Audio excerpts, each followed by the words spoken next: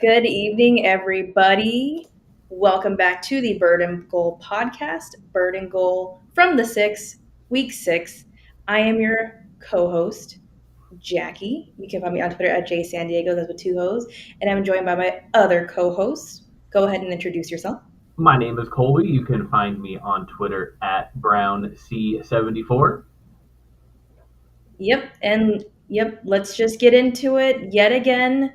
4 weeks in a row now, another heartbreaking loss.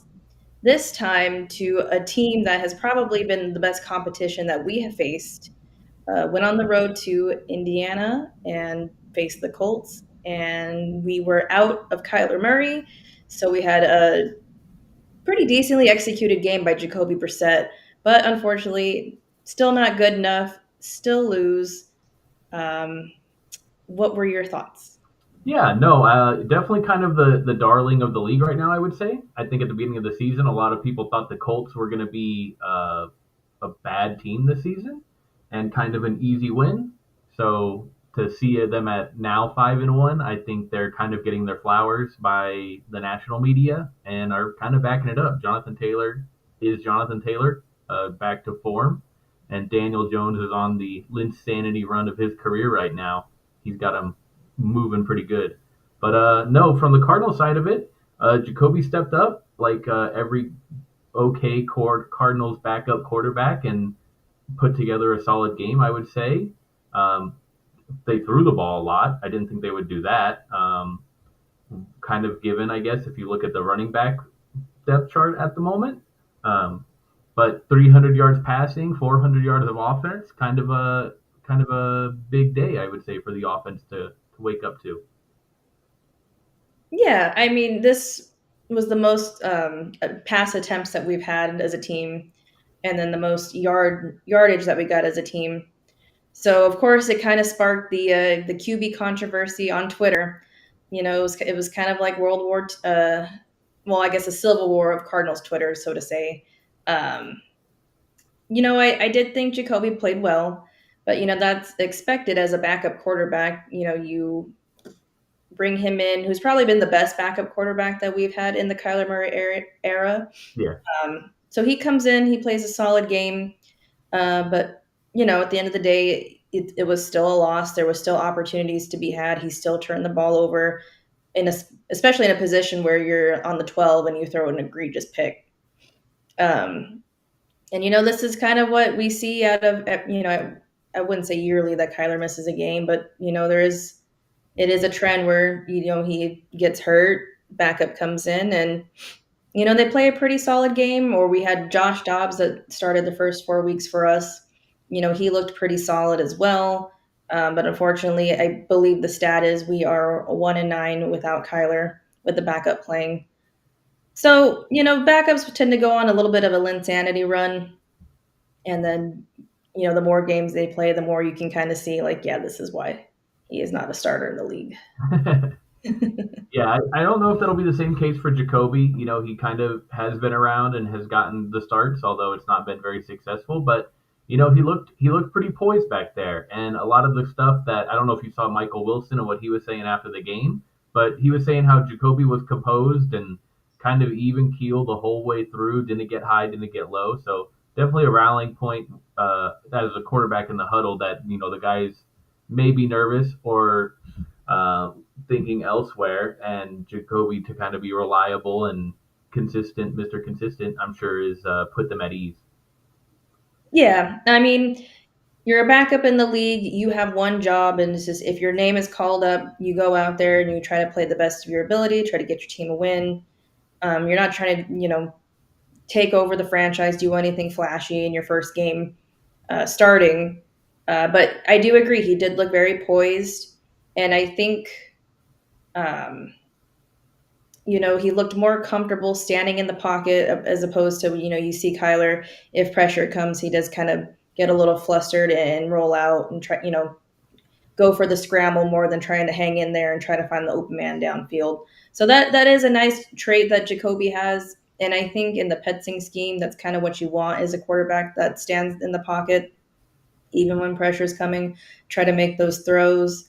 But you also saw too, or at least I saw, Cases where, if Jacoby had the athleticism of Kyler, scramble a little bit, that's a first down, or, things like that. So you definitely see, the differences of their skill sets. Yeah, you for sure do. And just looking at the box score, what is it? Eight different players caught passes in the game, which I think might be the most we've had in the season so far. I had to go back and double check, but it wasn't just like obviously he left the game early with the concussion, but like it wasn't just feed Marv the ball 14 times. Jacoby spread the ball around the field and got everybody involved in the offense, and it was nice to see Zay Jones kind of have a big game. I know there was some discord during the game about how he should be cut. For him to be, the leader in receiving yards for the game was kind of funny. Um, yeah, I think unfortunate that Marv did have to leave the game with the concussion because I'm sure playing in Dad's old building, in front of all the fans that watched him grow up, I'm sure they would have liked to see him get a touchdown. As much as you don't root for the other team, you I don't think anyone in Indy would have been upset if Marvin Harrison Jr. caught a touchdown in one of those end zones last Sunday. So kind of sad to see that. The running game was a little unflattering, but the offensive line was back together. So, it was kind of nice to see that for the first time since that Buffalo game week 1 of last season. We finally have our starting offensive line all back together. So maybe they can build some chemistry off that and, maybe we turn it around here coming Sunday.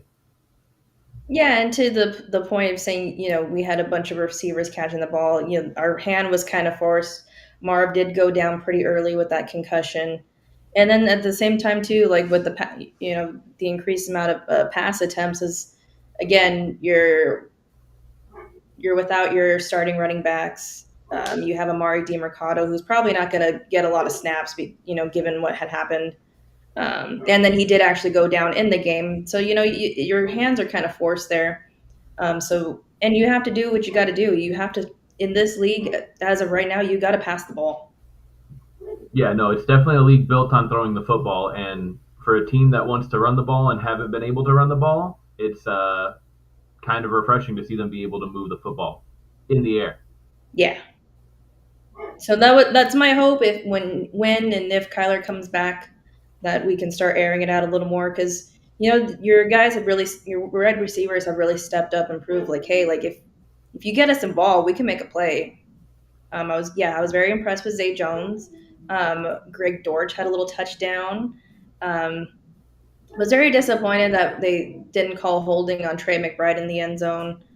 Was hoping that Trey would have scored as well. I don't think he scored. Did he? No.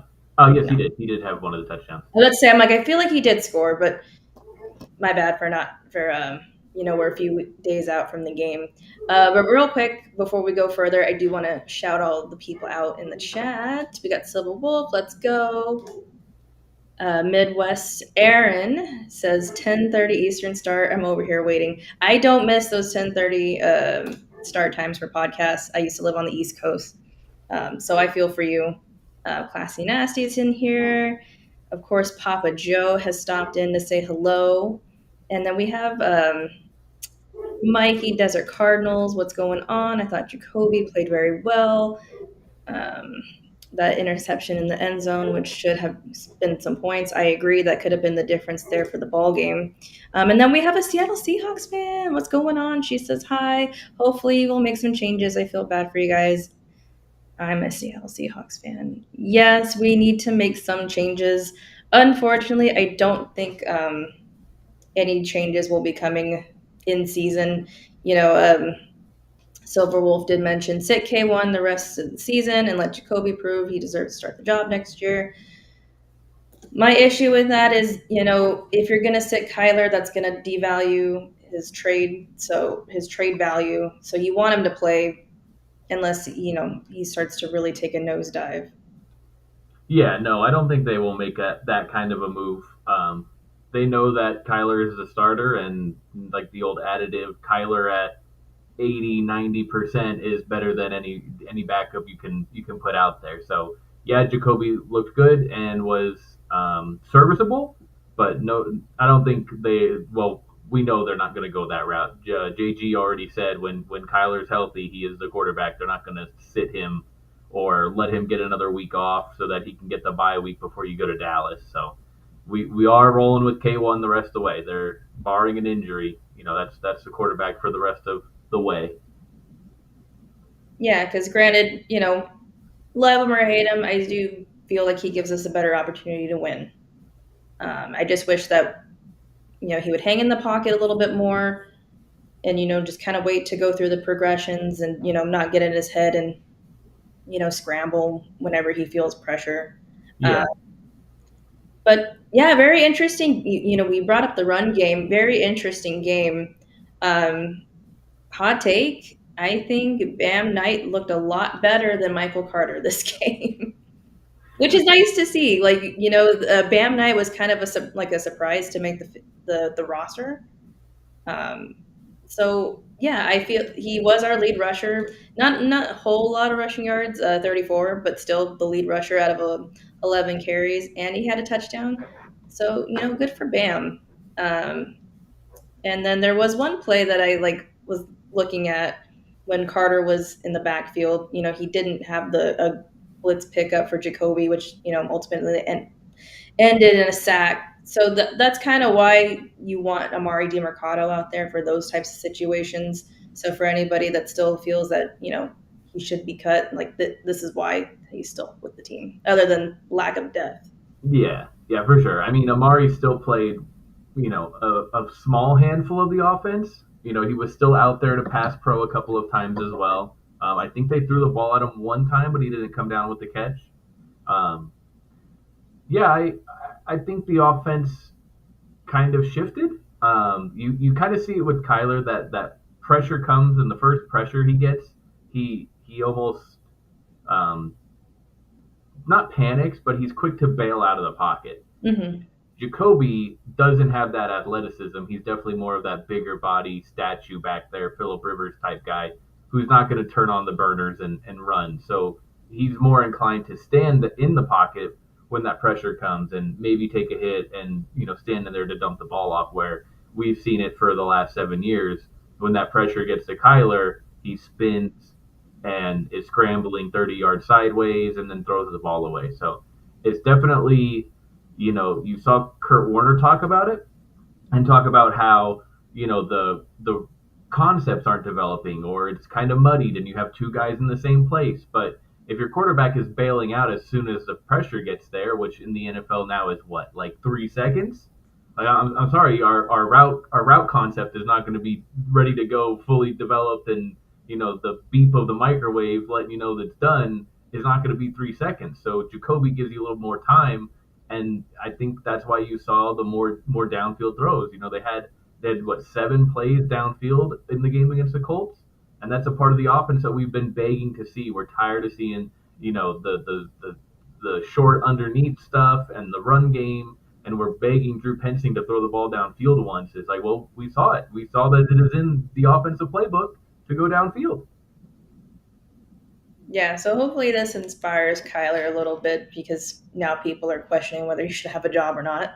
Um, to try to be patient in the pocket, keep your eyes moving around, don't try to bail out when you need it. I know you're the freak athlete, but you know, we need more big explosive plays if we want to win. And we did have opportunities to win this game. It shouldn't have been as close as it was, um, given the talent disparity. But I was really more like, I was impressed by the offense, and I was kind of disappointed by the defense. But granted, this is the first time that they are facing a very good offense. So yeah, you're gonna give up some big plays. I'm a Jonathan Taylor fantasy owner, so I was like, oh, hopefully we can just keep him to like one touchdown and minimal yardage. I'm up ahead that I don't need him to have a big game, but unfortunately, he did put up a pretty nice game for me in fantasy. Um, but Mac Wilson, he did have an interception, so that was nice to see. Which it was turnover for turnover. Jacoby gave the ball right back. But On another Baker, questionable no call. huh? On another questionable no call in that game. Yeah, but Buda Baker was disappointing. I felt like he should have had an interception in that game. Um, uh, who else? I can't think of his name, but I know he popped up on the injury reports. Let me look at that real quick. Um, Akeem Davis Gaither, I feel like had some key mess ups there. Hmm. Um, but other than that, it's just kind of the same thing that we've been seeing. Defense starts the game hot, kind of fizzles out in the fourth. It was just a more complete game by the offense. It's just when are we going to put it all together? Yeah, no, I definitely agree with that. I've seen a lot of people complain about the defense, and maybe rightfully so. But at the end of that game, there, the Cardinals have the ball on the Indy 12 with all three timeouts. It's like, first and 10 from the 12. It's like, what? Why? I get like, oh yeah, you gave up 31 points. You gave up 31 points to the highest scoring offense in the AFC. Like, if you came into that game and thought like the Cardinals defense was going to magically hold them to like 12 points, bad news. But the offense had the ball, right there on the goal line, essentially, knocking on the end zone, and they didn't get it done. So I understand, it's kind of frustrating. You still had a chance. The game wasn't over. You had three timeouts. You just needed to get one stop, and unfortunately, what was it there on second down? Jonathan Taylor had the big run for like 17, and that was the ball game. But you know, I get it. I get the frustration, but looking at the box score or just looking at it, from a national media perspective or even a Colts fan perspective, for everyone to talk about how bad the Cardinals have been, or after last week, how we're like the laughing stock of the NFL with all the Benny Hill music and everything. The Colts were in a tight 4 point game that they needed 14 fourth quarter points to come back and win at home against the Cardinals. So, like, there are a lot more Colts fans who are mad that, one, we hung around the whole game, and two, almost won the damn thing. So I They get, came from behind. Like they had to come from behind to beat us. yeah, and I get, like, we're 2-4 and the sky's falling, but every game has been a one possession game right now. So, like, the old, at the end of the year they always look at those teams and, oh, their record in one possession games, and you see the graphic of, if every one score game was flipped, this would be the record. Like, we're 4-2.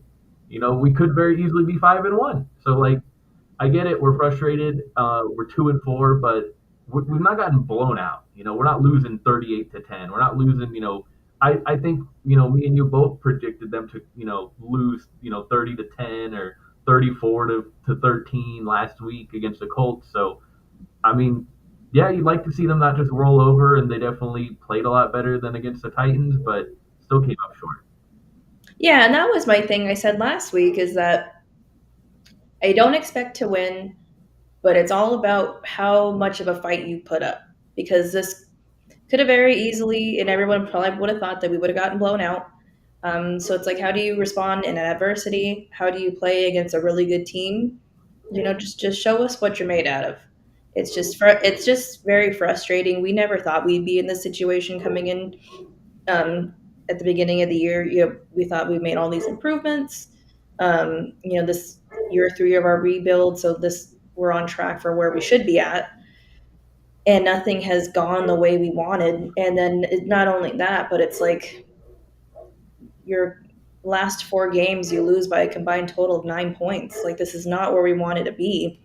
And now I just fear that when it does click, it's going to click a little too late.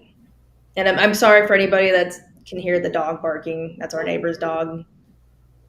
Yeah, he likes to do that all night. Um, yeah, no, I mean, you're in every game, which you like to see. You definitely don't want it to be like blown out every week. So I guess that's kind of glass half full, if you will. Um, yeah, I think next week will be a big test as well to see what they're gonna do when Green Bay comes in here. It will be a home game, but it will be a road game. There'll be plenty of green and gold in State Farm Stadium, Lambeau West for sure. Real quick, I want to get to this comment. Our Seattle fan says, as much as I hate the Rams and Niners, they're the most annoying, and we can't win the West Division and have a playoff spot. Yeah, and that's what's frustrating as well. Is like we thought that you know the Rams and the Niners were both going to kind of go away into irrelevancy, and that has not been the case. And I had said it, to you going into this year, like the only team I was worried about was Seattle. Like I like what their coach is doing, and all my draft crushes are there on defense. It's like so it's going to be interesting what Sam Darnold could bring to the table. And as a Jackson Smith Ninjigba fantasy owner, I knew I was a believer in that kid. I'm like, that kid's a stud, and he's going to be a problem. Yeah. He says, "Poor dogs owners are Cowboys fans." Someone say. But yeah, it's going to be an away game for us next week. You and I will be in attendance. We will not be sitting together, but we will be in attendance. So Yeah. we'll see how much we are ratioed at our own home field. But the Packers are also a team that has shown that they can get got. They lost to the Browns, and they started the year off hot and kind of kept it close with the Bengals last week. So I'm Yeah. still going to be optimistic, and I still think that we're due for one. The one that we should not win, we're Yeah. due for that. Um, so we'll see. Yeah. What's good, Corey? He says, "What's good, family?" We definitely owe Green Bay for the AJ Green not turning around game. So Yeah, and I feel like ever since then, Kyler has a bit of a chip on his shoulder when it comes to Green Bay. So we'll see. It's a little redemption. I hope whoever he's throwing the ball to in the end zone does turn the shoulder. But Green Bay uh, has some good players. Obviously, the talk of the town is Micah Parsons. Um, but I'm it, not I'm not too worried about Micah Parsons. you're not. You know why I'm not too worried about Micah Parsons? Why? Because the Arizona Cardinals have a franchise left tackle. Th- Paris, You are you are Paris, exactly right. Paris Johnson is here. He's getting national attention now.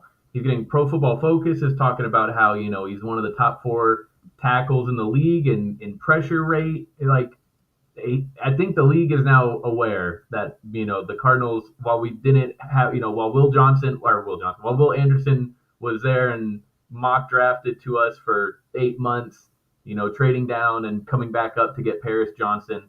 Um, I have no hindsight, no, well, actually, I got nothing there. Paris Johnson is a hell of a tackle, and he'll be here for another 11, not 11, not too long, but, another 7, 8 years of Paris Johnson at left tackle, and we don't have to worry about that position forever. Yeah, you're absolutely right. Now that I think about it, I think the last time we played Dallas, that was um, Paris Johnson's rookie year, and yeah, he was absolutely irrelevant in that game. So we have our Micah Parsons neutralizer, Yeah. and yeah, he's quietly become like the one of the best left tackles in the league. So as much as we like to dog on Monty, or some people, we don't, but there's some people that don't think that Monty has drafted anybody useful. You can't pass up on a franchise left tackle. Yeah, and we talk about it too. When you look at roster construction and premium positions, obviously in the NFL this day and age, you have to have a quarterback. Quarterback is the most important position on the field, and after that, the next most important position on the field is the blindside tackle. So in most cases, since there's not a lot of us lefties playing quarterback in the NFL, the left tackle is the second most important position. So if the Cardinals do believe that Kyler is their guy, they've got the first two locked down, right? And you went and you paid Josh Sweat as a pass rusher, and that's the third most important position. Someone to protect the quarterback and someone to get after the quarterback. And I think between Sweat and Baron Browning and Paris Johnson, they're checking off those boxes of these premium positions that you gotta have. Grandizer has an interesting question. He says, "Question: Despite the loss, three players stock up, three players stock down." Stock up. This is gonna be a hot take, I guess you can say. Zay Jones. After last week, yes. Let's go Bam Knight. And I won't say stock up because I'm confident Kyler will play Sunday against Green Bay, but I'll say stock up in Jacoby because I think a lot of people, I think he earned some flowers from people here in the fan base who just was like, oh, just another old guy, you know. Yeah, no, for sure. That has definitely been the best backup quarterback signing that we've had. Um, Shoot, dare I say, since Drew Stanton? No shade to Colt McCoy. Colt, no, I take that back. Well, no, I don't know. Josh Dobbs was good too, but again, guys that were not good enough to win us games outside of the Josh Dobbs, Cowboy massacre. uh-huh. Um, Now, who are your stock downs? Are you not going your stock ups? Oh, I guess I can do stock ups. I'm gonna go. My Michael Wilson stock is rising. Okay. My Bam Knight stock is rising. And then I'm gonna actually go to the defense. And again, very not a whole lot of snaps, but Keaton Crawford, looks to be solid depth. And we Buda Baker's not getting any younger. I don't know Jalen Thompson's future here, but that might be a guy that we could see down the line being a guy. Yeah. Yeah, I agree with I agree with all of that. Real quick, I just want to say hello to Jake. What's up, Jake? He says Stanton was a legend. I agree. If anything, you should remember Drew Stanton for is we thought that he was going to take us to win us the Super Bowl when Palmer went down, and then he goes down, and then that little dance. Yeah. Yeah, The Andre Ellington touchdown run where he's dancing on the sidelines. yeah, legendary stuff. Now, who is your stock down? My stock downs. I think I would have to go. Man, this is also going to be a little hot. I don't know how hot. It's going to be a little hot. I'm going to say Buda Baker. I was thinking the same thing. I would have to say through these first 6 games this season, I don't know if Father Time is up a set against Buda Baker, but it's just not been the same old Buddha. I feel like he's still flying around, but you don't see him in there making 8 tackles or never. It's never a good thing when your safety is leading the team in tackles, being 12 yards off the ball. But yeah, I think stock down on Buddha at the moment. Not saying he can't go up. Uh, Stock double down on Jonah Williams. Oh yeah, And I don't. Yeah, I don't know. I think that's probably going to be where they go in the draft. Come April, will be offensive line. Um, so I think that right tackle is definitely going to be addressed, if not in free agency, early in the draft. And I don't know if I have a third on stock down. I'm trying to think. I felt like Davis Gaither had a rough game last week. Corey brought up a good thing about Buddha using him in coverage too much, in my opinion, which I do agree. But I think you kind of have to, given the injuries there in our corners. So it's not a good spot you want Buddha to be in. Um, I don't like to say this, and he's hurt, so I feel like this is rude of me to say. Um, Darius Robinson. Yeah, My expectations were high, and I gave him so much grace. Poor man's mother passed away. He was hurt dealing with all that. And then, it was kind of real hyped up in the preseason, but it basically just to aura farm on the sidelines and then not really show up here. And unfortunately, he was hurt. Um, did not play this last game. He's back practicing. But we can probably go for stock up with Walter Nolan because they opened up his practice window. they did. Yeah, we got D Rob back to practice today, as well as opening that window, like you said. So maybe we see Walter Nolan playing Sunday. That would be very exciting. I know the fans have been ready to call him a bust already, which is crazy work. I'll give the fan base, you know, the benefit of the doubt on calling Darius Robinson a bust, but for people to be over here saying, oh man, he's a bust too. Like he's not even put a Cardinal jersey on yet in a game that counts. Let's slow down. Let's see him be a bust first before we're throwing him in the bust pile with the Hassan Reddick failed experiment and the Darius Robinson pick as well.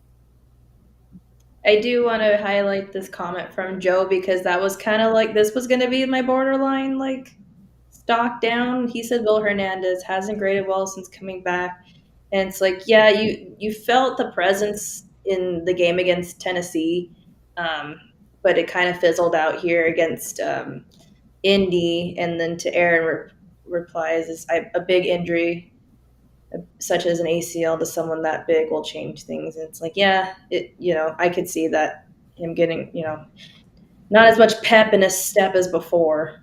Yeah, and you saw it when the honey badger got hurt and came back from his ACL. The you come back and people think that immediately, same old, and they're going to jump right back to where they are. But it's the mental thing of getting over the injury. And once you play fast, but you don't play as fast because in the back of your head you're like, can I make this? Can I plant my foot here? And once they get over that, then you see the return. So it takes a while for the player to return to form. Um, Although he's not graded well, like you said, you saw the impact against the Titans, where they came out in that first four drives and were able to go downfield and move the ball a little bit and run the ball on the ground. And then when he was out, they couldn't really do anything. So I think getting him back on the field and getting him back with the offensive line and having that consistency, being able to develop and get rebuilt along the offensive line will help this team in the long run. And like you said, or like uh, oh my goodness, like Corey said, the big men also get impacted a little bit more. We saw it with Jonathan Cooper and how Jonathan Cooper was this. He was supposed to be Quentin Nelson before Quentin Nelson, but he broke his leg. And when you have a 300+ pound man with a broken leg, they're gonna take a little while to recover and that bone to get stronger. So I definitely agree with what he's saying there on the big man injury. Yeah, from one big man offensive lineman to another, you know how that goes. He did say Hernandez got no preseason. Would that's also a valid point as well. Yeah, and that was a big thing of them not putting him on the pup was so that he could still practice these first 4 weeks and ramp up instead of doing nothing for 4 weeks because he's on the pup list, and then they open that window for him to return, and then he has to ramp up then. So I understand. I replied to Darren Urban asking, week 4, why is he not why did they even keep him on the roster? Why didn't they pup him? And that's why. So he didn't get a preseason, but he has had 4 weeks to ramp up the conditioning and get into football shape. So we'll see. I'm give it a couple weeks, but yeah, that camaraderie across the offensive line. We talked about it last week. It's the most important group of position. It's five guys playing as one, and when there's a new guy or someone comes back, it takes a second to get comfortable and to trust that guy next to you to be like, yeah, I know where he's going to be, instead of being like, I don't know what the hell is going on to my left. Yeah, especially on the camaraderie thing. He's a well loved and respected player. So he's still great to have around, whether he's playing up to his best capability. But it was a lot better than Isaiah Adams. So yeah, I am still going to remain delusional and still think that we somehow pull off this win against Green Bay. You put up in our Discord a little bit of some stats about Green Bay. Did you want to read those out? Yeah, of course. They're a very balanced team. So they're ninth in sorry, they're ninth in the league in total offense. So definitely a step down from the Colts. What was it, first in the league in offense? But they rank 10th in passing as well as 12th in rushing. So they're definitely a balanced offense where you've got to pay attention to both sides of the ball. Um, they do have Josh Jacobs. They will run the ball. It is Matt LaFleur. He wants to run the ball. They're also first in the league on third down, and getting off the field or getting stops has been the Achilles heel of this defense, especially in the fourth quarter this season. So in the fourth quarter this season. So when the game gets into the fourth quarter Sunday, Matt LaFleur is going to want to run the ball with Josh Jacobs, and that is going to be the biggest moment, I would say, for who is going to win the game. That's my concern. What about that? Do you have anything to add? Yeah, I think our key to winning is if we can get off the field on third down, which you're right, we have struggled a lot with. And then if we can also stay on the field on third down, because again, that is also something that we struggle with.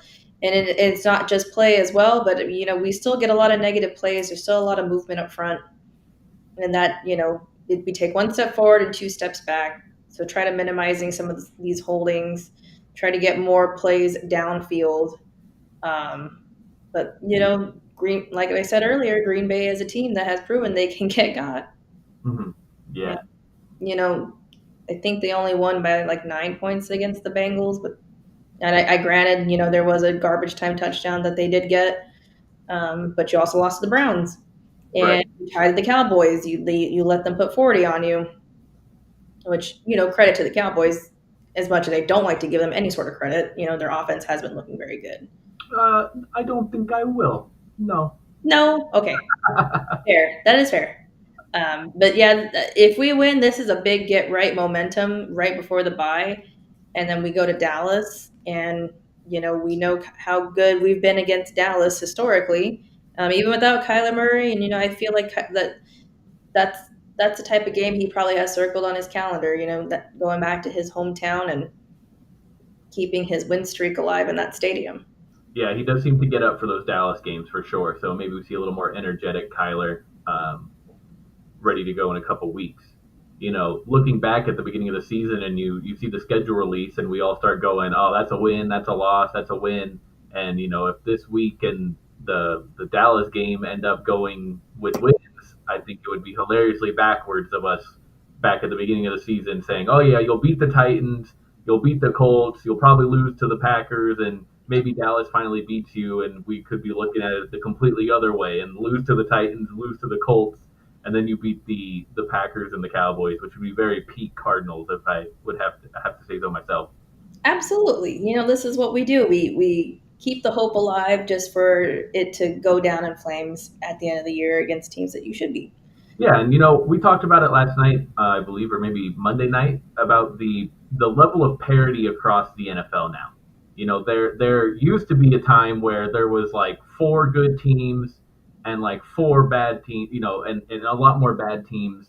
But now it's like everybody is in that same 8 point range, and like it's any given Sunday now to an extreme level.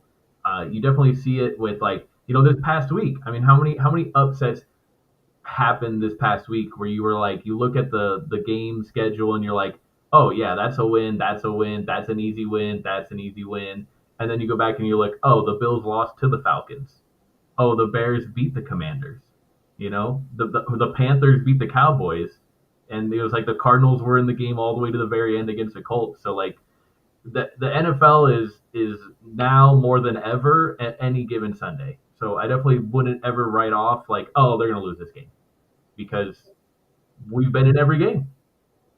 And the parity with the play too. I mean, we talked about the MVP frontrunner. It's still Josh Allen for some reason, in my personal opinion, and I think a lot of people would agree. It's Baker Mayfield for me. And this is right now. The Ravens haven't looked very good, and Lamar Jackson's been hurt, but he's still a hell of a player. But yeah, just overall, like yeah, the teams and the players, it just hasn't been what expectations have been or what you think they would be. So you never know. Silverwolf says, "Hit the like button. It helps fuel Colby's optimism." Not my optimism. She's the optimistic one. I'm the optimist. I would say you're more of a realist and a pessimist, though. Yeah. Yeah, that's fair to say. Before we close out, because we have a little bit of time, I do want to go back to this question by Grandizer. He says, "Question: Do each of you have a Cards rookie watch? Your thoughts on how the Cards rookies are improving?" Yeah. No, I think Will Johnson has been the steal of the draft, maybe so far. We talked about Keaton Crawford. Denzel Burks got to play some with the injuries to the corner room, so it's been nice to see him get on the field.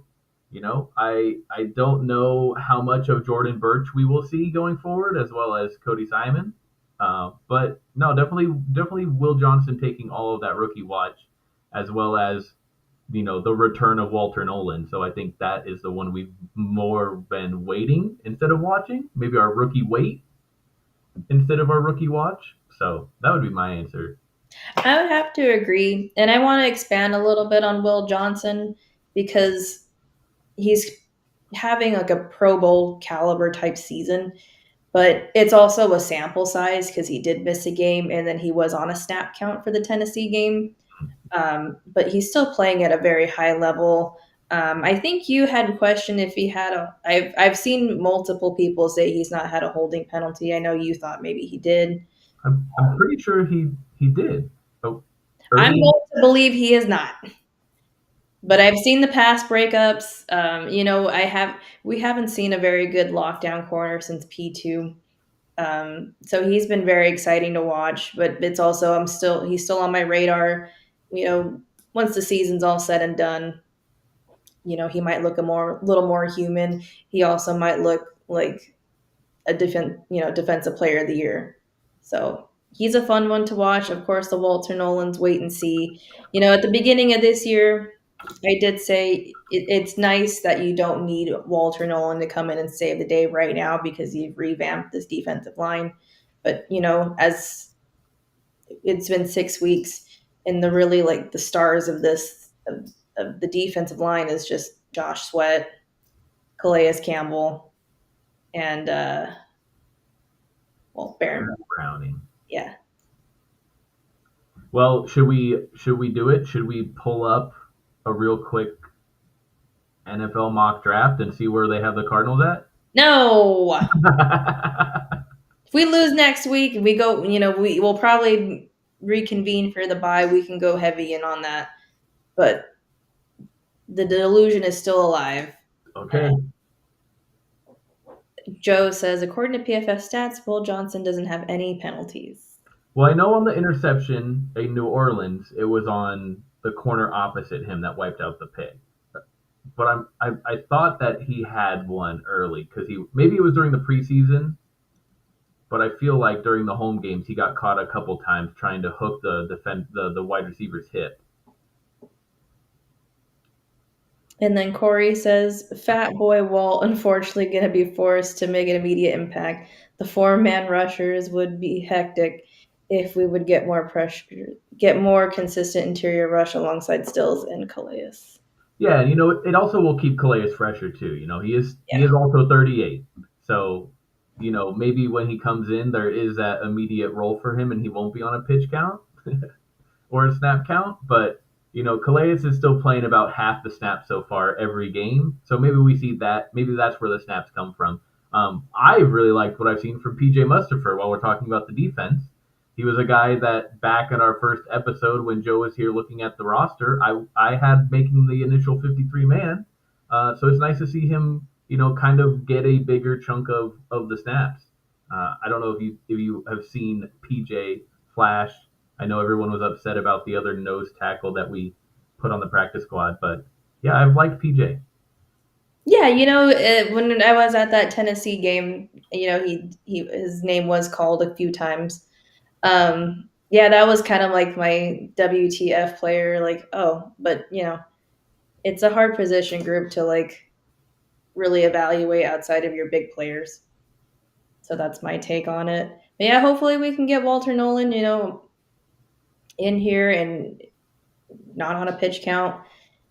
So that way we can kind of use Calais Campbell, what we probably picked him up for, which is just and if you need a big key stop, keep him fresh for those situations, end of the game type scenarios, kind of like what we had Dwight Freeney in here for in that 2015 season. If you need a sack, just throw Dwight Freeney out there. Yeah, and we did not have Balil Nichols after him coming back last week against Tennessee because of the personal issue or matter what had happened. Um, so you kind of get the shot in the arm back next week with maybe Walter Nolan's back, maybe D Rob's good to go, and you have Balil Nichols. So maybe the defensive front looks a lot different again going into week 7. Yeah, this was a big laundry list of injuries on the report, so it'll be interesting to see who's all good to go. but highlighting Balil Nichols. He practiced in full today. He did miss last week for personal reasons, so hopefully, whatever he's dealing with, he's okay. Mhm. Um, Real quick, lots of love from our Seahawks fans. Thank you so much. And then everybody wants to know our predictions for this Packers game before we close out. Oh man. Well, I feel like the Packers are streaky. So I'm gonna say it's gonna be 20-24 Green Bay wins. Okay, okay. I think it's gonna be 2017. We win. 20-17. Now Mhm. my other prediction for you is it Kyler or Jacoby? Well, JG said if Kyler's good to go, he's gonna play. Yeah. Let me look at this injury report again. He had a limited practice. Mhm.